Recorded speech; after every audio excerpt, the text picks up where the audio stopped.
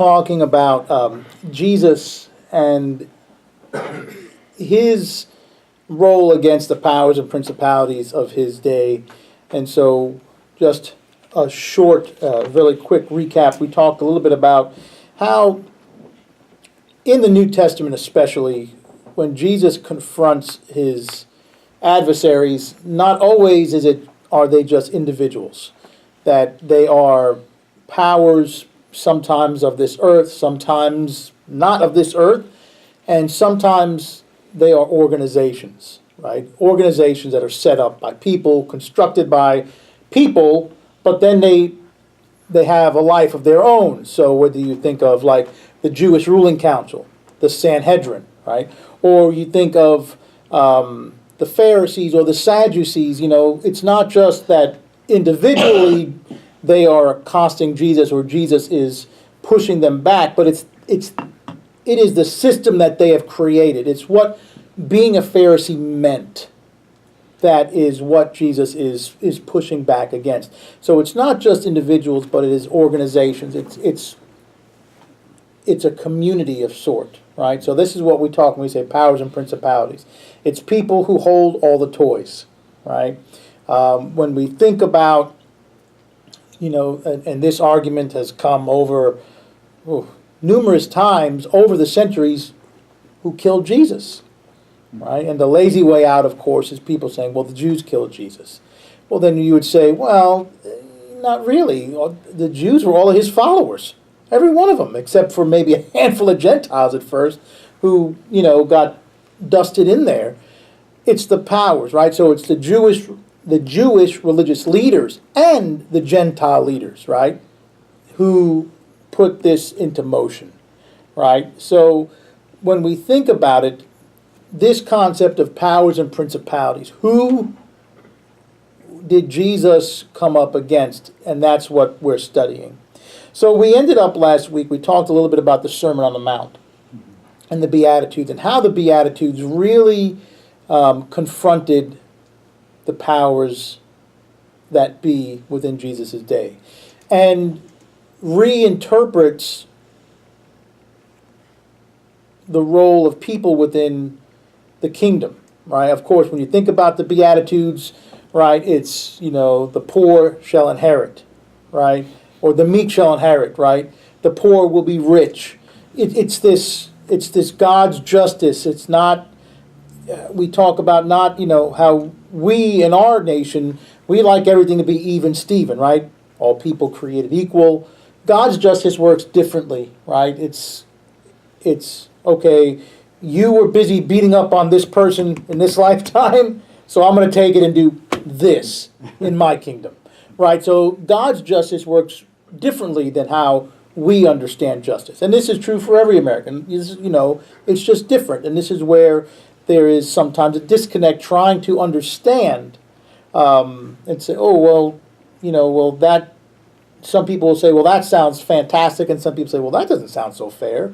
But sometimes there's a disconnect within that. But that's, when you think about the Beatitudes, which is like the preamble of the Sermon on the Mount, I mean, Jesus just doesn't say, okay, everyone sit down, get comfortable, we'll start out with something light and fluffy, and then we'll roll it. No, he starts out, he starts out with like this huge thing right in the beginning, and then it just keeps building as he goes through that sermon. So when we think about what Jesus did, it's not just his sermons or the miracles, it's also simple things, like sitting at a table. And of course, we might say, well, what do you mean sitting at a table? How is that a big deal?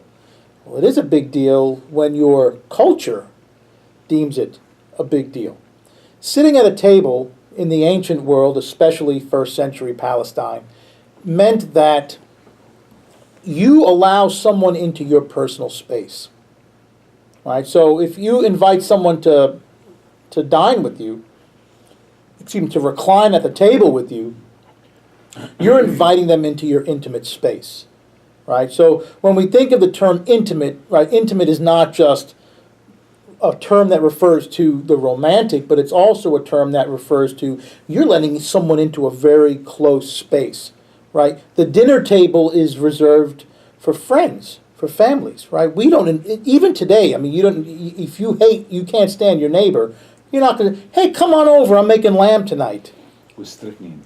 Yeah, that's right. That neighbor's going to think, what are you putting in that lamb? Why are you inviting me for supper, right? So even today, to sit at a table, it's reserved for friends, for families, for acquaintances, for people you either know or want to get to know. You don't invite your enemies over unless you want to bury the hatchet. In some ways more than other ways, right?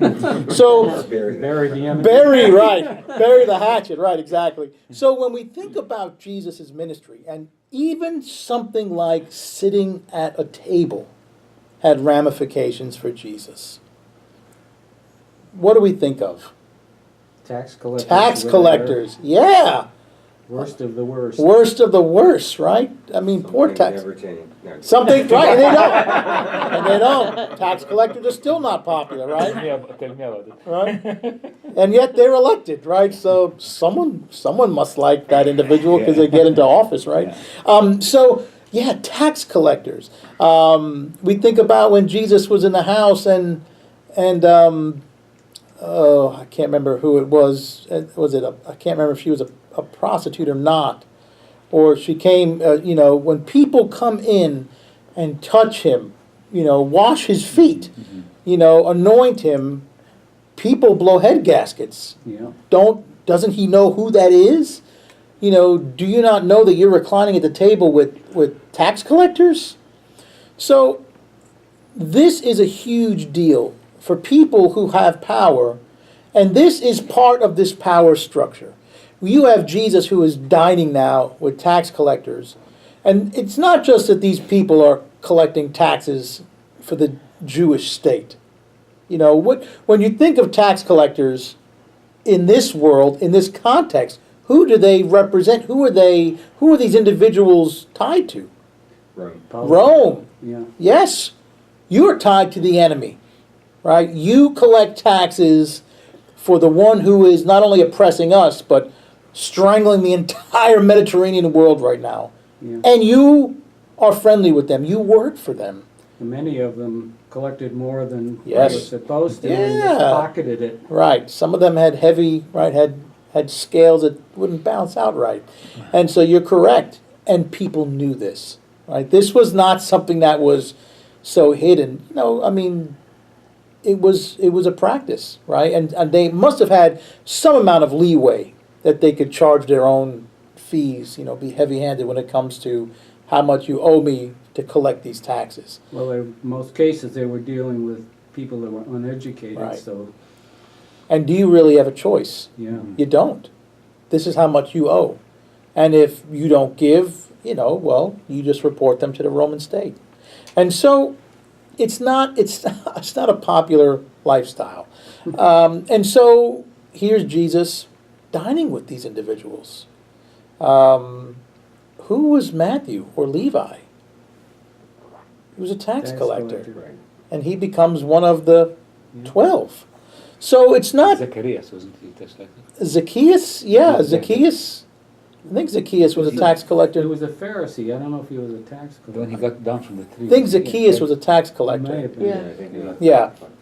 So, it's not, it's these, they're tied to the Gentile oppressors. So it's a political thing. And so Jesus is, it's political, but it's also cultural. It's also cultural and it's tied to their faith system. Because these people are almost unclean. You deal with the Gentiles. Not only are you dealing with the Gentiles, you're dealing with the Gentiles to rip us off. So it's kind of, this is not good. So table fellowship is a big deal. Whether he's sitting, reclining with tax collectors or people who culture would say, well, these are people of ill repute. This is a prostitute or this person is a sinner. How many times when you read the gospel, surely if he only knew who this individual was, he wouldn't let them near him. And of course, Jesus is continually welcoming people to come to him. no matter what their standing is. He is looking, and Jesus constantly says, a physician comes to heal those who are sick, right? I'm here for them, right? They need me. Plus he's breaking the taboos of all the law. Oh, smashing the I mean, taboos. allowing a woman with menstruation to touch him and Right. stuff. This is, Right. She's unclean. yeah. She's unclean. And he allows it to happen, and which is such an interesting miracle, Mhm. because it was kind of like, to me, like the first of its kind, where she touches and then she feels the power inside, and then he feels the power being pulled from him. What that must be like. It's kind of neat. And then for him to turn around and say, "Who touched me?" And his disciples saying, "Look around you. What, are you kidding me? There's people Yeah. pressing all around." No, no, no, no. Someone touched me. I felt, good morning. I felt the power leave me, right? So when Jesus reclines at tables, he is putting himself in a vulnerable situation, right?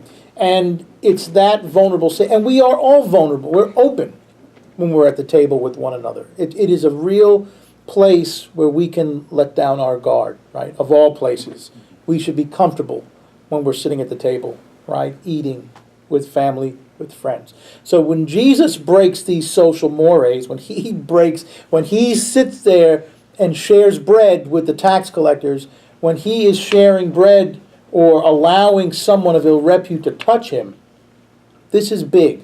And it goes against the culture, it goes against the system, right? The system says this is a no-go. And Jesus saying, no, I don't think so. This is not a big deal to me. I'm here for them.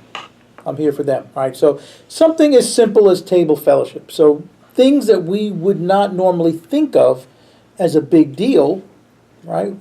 Sometimes we go to restaurants, if you ever go to a hibachi grill, you sit with other people. You sit with people you don't know, and there you sit, and as the cook is, cutting off shrimp tails and flinging them at each other, and people laugh, and by the end of the meal you feel, almost a little camaraderie, but these are strangers when you first sit down.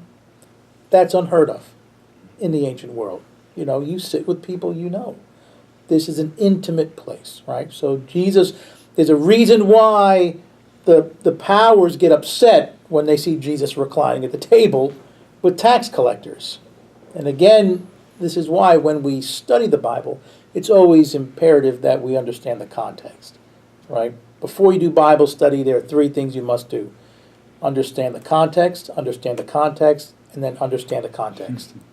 And that helps shade everything. Without the context, it makes no sense to us. Who cares who he's sitting at a table with? Big deal. It is a big deal if this was your culture in the first century Palestine. It's a big deal, huge deal. All right. So something as simple as sitting at a table, Jesus gets in the face of his adversaries. And I'm sure he knew this before he even sat down. I'm sure he did. All right, so table fellowship. Exorcisms, healings. All right? This is another way we see Jesus get in the face of the powers and principalities of his day. And doing it on the Sabbath. Yes, continually doing it on the Sabbath. Yeah. And it's interesting because sometimes Jesus will just say, go ahead, go home, your kid is healed. Yeah. Sometimes it's kind of like, yeah, I don't have the time to go there, but okay, your faith Yeah, is great, go long home. distance. He didn't Right, even have long to touch distance, him. doesn't even have to be near him. But sometimes Jesus sits there and kneels down, spits in the dirt, makes a salve, puts it on the blind man's eyes, go wash off. Sometimes it's very elaborate. All right, and so we say, well, why? Why sometimes when Jesus can just say, okay, you can see again, and it's done, and sometimes it's almost very dramatic. Why? And then again, when you look at the context, who's there? Who's there? Who's watching this miracle? Why is this being done? And so a lot of times when we look at the miracles, the key is who is standing around and watching this. His adversaries, right? So, let's say perhaps some Pharisees, perhaps some scribes, perhaps some Sadducees. These are all intelligent people. These are not turnips, You know, these are educated people. They understand their culture. They understand how their world works, right? So when Jesus does miracles, when Jesus heals, even when Jesus rolls out parables, they get a lot of them. You know, when Jesus gave the Good Samaritan,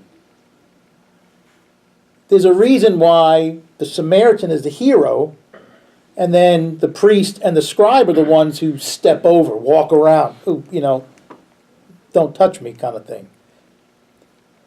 They understand exactly what he's saying because they're listening to what he's saying, right? You know, they understand. And if they didn't understand, why would he make them, you know, the heel in the story? Because he wants them to understand what he's saying. That the hero is the one who you oppress. The hero is the one who you look down upon. It's the Samaritan, right? The one you hate is the one who does the right thing, right?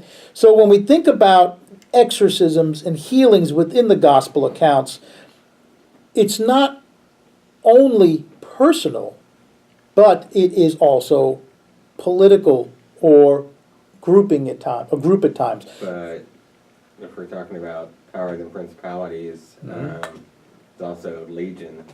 That's what I was going to talk All about. right. That's exactly what I was going to talk about. Look at that, right there in the quotations, right there, legion. Sorry. Very good. Steal your thunder. You did, but excellent. But out of all, Somebody's paying attention. yes, out of all the instances in the Gospels, you pull right the one that I was talking about. Right. So when we have the story of the Gerasene demoniac, right? Here is someone who is out living amongst the tombs, right?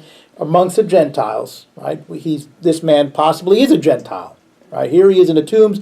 Everyone knows this man has issues, right? So you stay out there away from all of us, right? They put him in chains, and we're told in Mark that the demons are so strong that he not only does he break the chains, but he takes off the cuffs, right? The shackles of these irons. No one goes out there. I mean, the mothers probably loved it. That's what they probably said to their kids, don't go to the tombs at night, because that crazy guy's out there. So here's a situation. And Jesus here he comes, and the demons within him force the man to confront Jesus. And Jesus, and they say to him, basically, who are you? We are what? Legion. We are legion. We are legion. Not an accident. Not an accident. So legion gives us this idea that it's probably more than what? One. More than one demon living in this poor guy. But to use the... Legion was like army term. Yes. Right? Yeah, It's a Latin term. a large, It's a unit. It's an army, right? Yes. The Romans, I think, had in the upwards of 20, in the high 20s to low 30s, when it came to legions that patrolled the empire, right? So a legion could be about 1,000 troops, comprised of maniples, mana, hand, right? So a legion looked like, pass me that pencil over there, Patty, if you may. Thank you. When we think of a legion, yeah, I could use the back of this, thank you. The legion really comes from the basic concept that the Romans borrowed from the Greeks. The Greeks had a fighting system. Looked like that. It was big. It was called what? Square. Close. Looks like a square. It was called a phalanx. Okay. Right? And it was shaped like a square. And within the square, the Greeks had men that would be in the front all the way to the back, and they had long spears. And these long spears were called pikes, which we still use that term today. yep. And as the Greeks would move into battle in the phalanx formation, the front men would have their pikes ready to spear. And then as you went back, the pikes would kind of be up. And then as that front line moved forward, the second line moved in and did the same, and the pikes would continually drop. And so this was a formidable formation in ancient warfare. So, when the Romans first began grouping, militarizing, they began using a phalanx. Unfortunately, when the Romans then tried to conquer the highlands within Italy, they came against some pretty wild foes, some pretty wild Italians, Samnites, hill people, right? Italian hillbillies. And they were good warriors. That's right, but play with a mandolin. So, the phalanx was not as mobile or flexible. So the Romans said, we need a better way to fight. We need a better way. So they took this big square and made a bunch of little squares. And so they no longer used this. So instead of a large square, they went with a bunch of little squares. And that's called a legion. And it's a bunch of these little squares. Now the legion, because you have all of these spaces in between, the squares, because they were, they were tightly run, disciplined. They were able to move to the side, to the forward, to the back, open up lanes. And this, you have to be a disciplined army to make the legion work. And so when we think of the term legion, anyone who lived in the ancient world, they knew what that meant. Mm-hmm. They understood that term. Because you have legionnaires living in Judea. You know that if you act up, legions will come. And the legion was pretty tough. It was pretty tough. And at this point within Roman history, Rome is on her way up.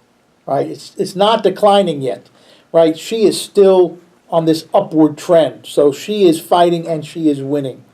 So Rome is a formidable oppressor, right? So when Jesus comes to the Gerasene demoniac, and well, who are you? I am Legion. This is important. It's not an accident that the writers of Mark use the term Legion, right, or refer to Legion here. It is a term that will strike fear in people, right? This is what Legion represents, right? We are many. We are Legion, right? Is that the one that went into the herd of pigs? Yes. Yes. Right? So Legion says, if you're going to get rid of me, cast me into that herd of swine over there, right? Pigs. 2,000 head about. So, okay. So Jesus casts them out into the herd of swine. Excuse me, so make sure it's not an important call. No. Okay. So, and the pigs then, of course, rush down the hill and drown themselves into a lake. And, of course, this is why the Gentiles are like, we think it's time you move on, Rabbi. Nicely said, it's a lot of money you just got rid of, Please. Although he didn't do it, but, they ask him nicely, it's time for you to leave. Go back to the Jewish people, please. And we know they're Gentiles, right? We knew Gentiles Jews wouldn't have pigs. Exactly. Jews are not going to be swine herders. And, when you think about Galilee, there are huge pockets of Gentiles who lived. So in Galilee, you have Gentiles living amongst the Jews. They live close to each other in this part of Judea.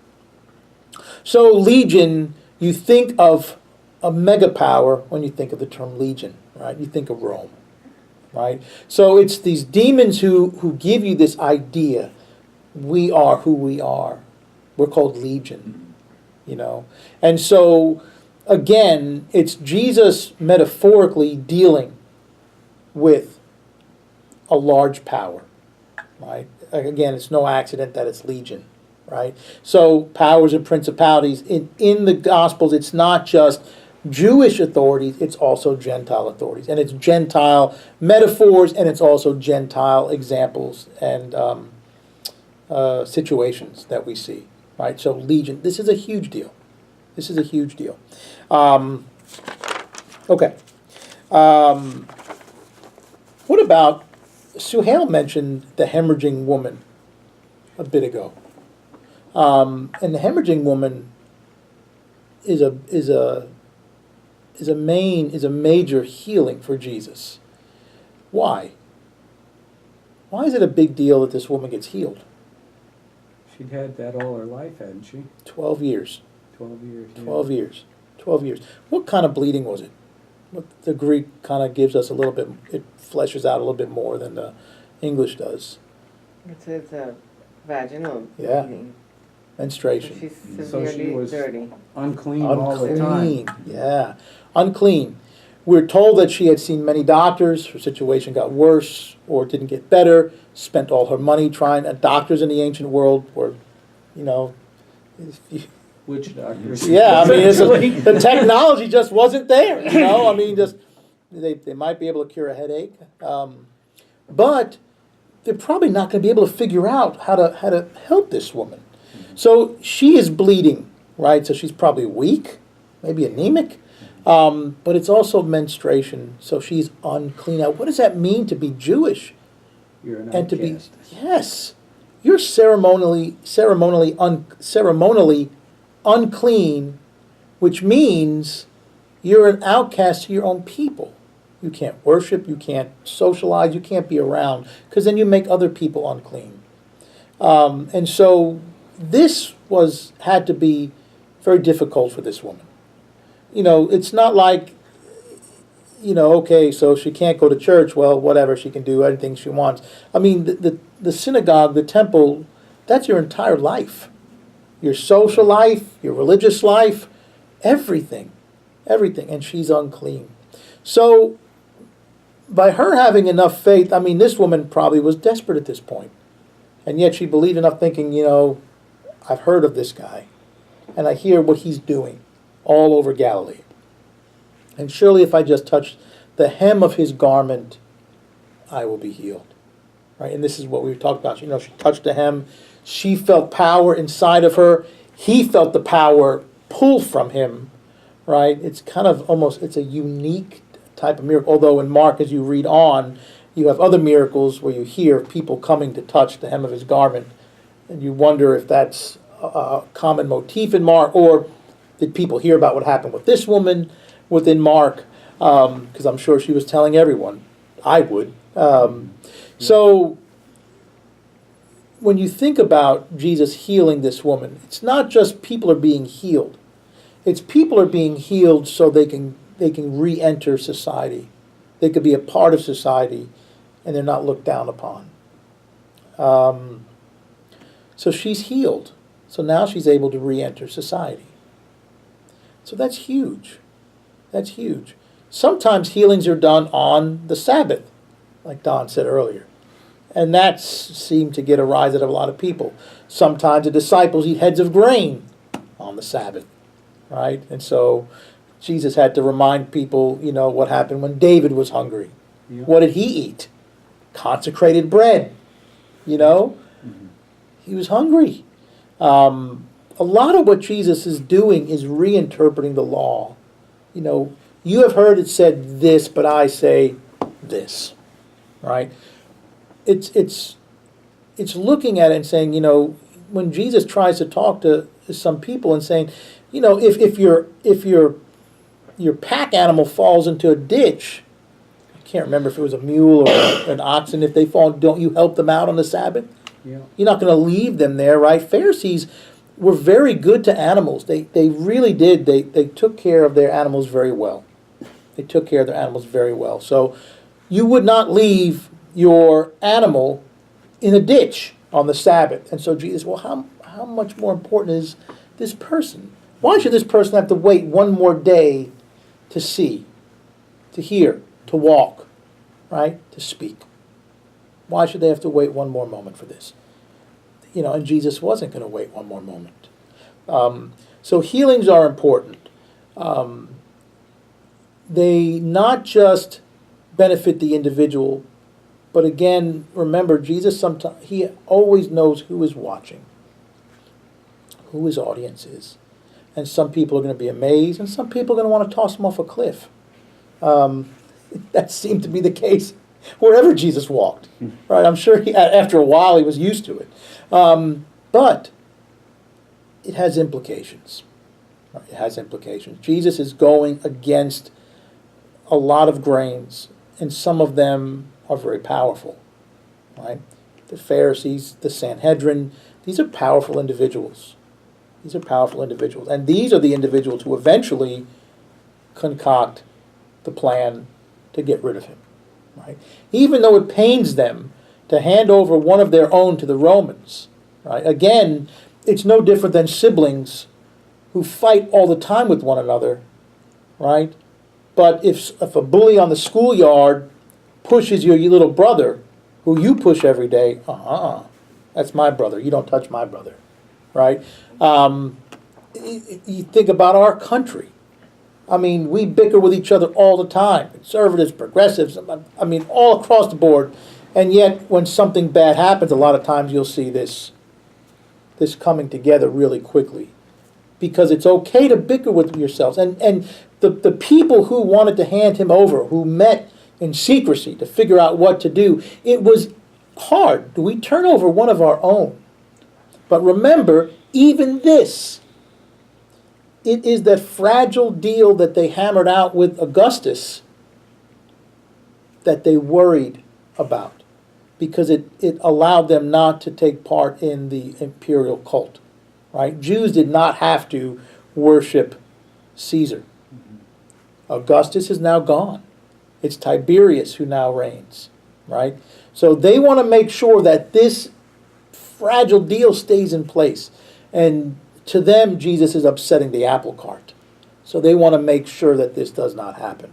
Right? So again, even when it comes to figuring out what to do with Jesus, it's over powers. It's over these deals. When we think of the cross, it also deals with powers and principalities. Reading again from Chuck Campbell. From the time he is born, when he is a threat to Herod's power, to his first sermon in Nazareth, when people try to throw him off a cliff, to his healing of Lazarus, which results in the final plot against him, the powers seek ways to kill Jesus. When their survival and domination are threatened, the powers have one ultimate response: do away with the threat through violence and death.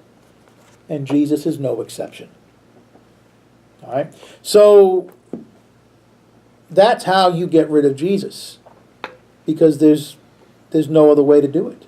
They're going to have to kill him, because he's not going to stop, right? You're going to have to kill him. Look with John the Baptist. The only thing that made him stop talking was his head cut off. Mm-hmm. Literally. Yeah, literally. His head cut off. He wouldn't have stopped. He wouldn't have stopped. I mean, he drove Herod bananas. And he kind of liked John. You could almost hear him saying, please, why don't you just go bother somebody else. Go to some other palace and drive them nuts for a while. You can almost hear him say that. But the only thing that stopped John from talking was him having his head removed. So Jesus probably would not have stopped. So when we think about these people, the cast members in this play, this tragedy, you've got the Herods, you have the Jewish religious leaders, and you have Pilate, right? You have all of these big people involved in this final part of the drama, right? The Herods are part of it, right? They are the political leaders of Judea, right? They're vassals. They would not be there if Rome did not allow them to be there, right? It's kind of like they take care of the day-to-day things that occur in Judea that they don't have to worry about doing. The Romans don't want to worry about that. You do it. You take care of your people. Just behave and pay your taxes, and we'll leave you alone. You can worship whatever you want. You can do whatever you want. Just do those two things for us, right? The Herods take care of this, right? The Romans like to outsource, right? They don't want to be bothered by that. They could care less about that stuff. The Jewish ruling council, right, the Sanhedrin, right, the Pharisees and the Sadducees, they cared for the religious health of the nation, right? Which overlaps the political health of the nation, right? They don't care, the Pharisees don't care for Herod either, right? But the enemy of thine enemy is my friend, yeah. Sadducees got along better with the Herods. They were Hellenistic, right? They were influenced by the Greeks some years earlier. And then you have Pilate, who represents who? Right. Rome. He represents the Roman state. He represents Caesar, right? So when you have the trial of Jesus, these players are now involved, right? This is a big deal. Although Pilate can't understand it, thinking to himself, why is this guy here? What has he done? That doesn't let Pilate off the hook. But it just shows that Pilate is thinking, okay, so he says some things. You know, let me beat him and give him back to you. Let me flog him and release him. That'll shut him up. Right? So he cannot, for the life of him, the Roman province of Judea was not one that Romans wanted. Right? You want to go to Hispania, right? You want to go to Spain. You want to go to Greece. You want to go to these provinces where, you know, you're a little bit more appreciated. The Jews hated the Romans, couldn't stand them. And the Romans, to be sent there, Pilate probably wasn't on Caesar's top 10 list, right? He got sent It there. wasn't good duty. Yes, exactly. I mean, it is the crossroads to the east, right? And we know Rome traded with the Far East, not even the Near East. We found Roman coinage in China. I mean, the Romans were trading. I mean, they were all about goods. But this region of the world is kind of like the gateway. You control it, right? You control trade. So it was important to the Romans. But this whole region about this fanaticism about religion, the Romans would go to the temple, their temples, and it was, many Romans didn't really buy into it. You just did it because it was socially accepted. You come to this region of the world, and these people are drunk with religion, and the Romans couldn't understand it.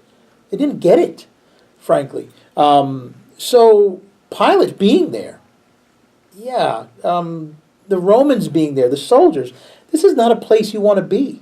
It was an undesirable post for the Romans. It becomes something more. It becomes very important as it becomes the beginnings of the world of monotheistic religions, right? It already is for the Jews, but then later for the Christians and then for the Muslims. I mean, it becomes something. Now you look at that region of the world, it's probably one of the most powerful or popular religiously in the world. It is, but back then to the Romans it wasn't. It meant nothing to them, except that it was a strategic place, and it was theirs, right? It's just like with the Falkland Islands. I mean, it was an islands where goats lived or sheep, but it belonged to the British, and we don't care how big or how small it is. It's ours. And for the Romans, I think that's how they felt about many of their provinces, even though the people living there are important people. These are good people. These are people who just want to live and be. But to the Romans, this is ours. So when you have Jesus' trial, it is important that we understand the players of who is there. And it is a dissection of the entire world. It is Jewish and it is Gentile. But it is not the average Joe Schmo Roman, and nor is it the average Joe Schmo Jew. It is the powers and principalities. It's not the poor Jews who say, crucify, put him on the cross. It is those who are afraid of him or what he's saying or speaking out against. Right? It's not the average Roman could care less about who this guy is. I mean, Pilate almost doesn't care who this guy is. But it is when he is pushed, this guy says he's a king. And we only believe in one, there's only one king, Caesar. They don't. The Pharisees don't care about Caesar. They don't like Caesar. But it's a means to an end. All right? So Jesus is tried and he is put to death by the powers and principalities of both the Jewish world and the Gentile world. it is imperative that we know that, or remember that, or mark that, right? It's all of humanity that puts him on that cross, not just one or the other. And it is those who control all the toys. It's not the average person. It's not, the multitudes who follow Jesus around the countryside, To because be fair though, when Caesar's like trying to let him go, there are masses, yes, perhaps riled up by the leaders, but still, yes, Yeah. just to be fair, does. there are masses that are yes, Yeah. let the murderer go. right. Yes, there is. Right, in Jerusalem, these are people who you probably don't know him as well as the Galileans. Right. Jesus comes down. I mean, people are excited that he's now coming to Jerusalem. Finally, we're getting the rabbi from Nazareth to come to Jerusalem. He does pop in. He comes in at least once a year, probably for the Day of Atonement. He does. But he lives and spends his time and preaches and heals in Galilee. They're so excited for him to come down. They herald him into Jerusalem, and then he goes to the temple. Come to the temple. And they bring him into the temple, and what does he do? He wrecks the joint. I mean, he does. He flips over tables. In one gospel, he makes a whip. Could you imagine the noise? The animals screaming and running around, coins bouncing off a stone. These people were probably standing there with their mouths agape, except for the people from Galilee who were probably like, oh, this is who we live with. This is Jesus. This is the guy. Right. We're used to this. This is Jesus, right? This is who we know and who we love. The Galileans are used to this. The people in Jerusalem, probably not. Right? So, when you say, yes, it is. When Jesus loses control of the mob, that's when he's taken. Right? So it's not, if it wasn't for the events of what happens in Jerusalem, they probably wouldn't have been able to take him, because you would have had an uprising, or he would have been, well, in ways he did become a martyr, but this is what the fear was when Herod took John the Baptist, I think. He was afraid that he would become a martyr.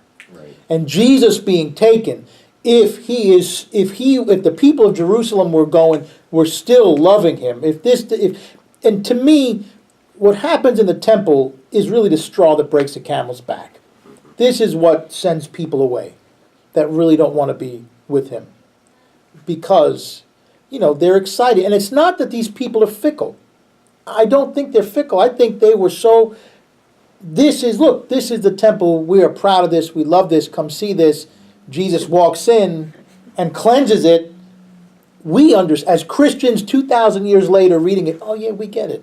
That and what he said about the temple as well. I Making think my those- father, yeah. Those two things. Yeah. That- My Father's house. Because that and that I will destroy it and rebuild it in Yeah, 3 days. in 3 days. I admit that if I was like your average Jerusalem person and I Right. heard that, I'd be like, Right. okay, I don't know what he's talking about Right. there. Yeah. Right, and even people scoffed at him and say, yeah, this thing took, 100 years to build, how do you plan to do that in 3 days? Right. Almost like, kids in a schoolyard, we'd like to see that, and of course, he's not talking about brick and mortar, stone and mortar, he's talking about flesh, right? He's talking about the human body. And Right. so, yes, in ways, yes, these are people in Jerusalem, but he is no longer in his neighborhood, though, right? Right. He's in Jerusalem, right? And so this is different.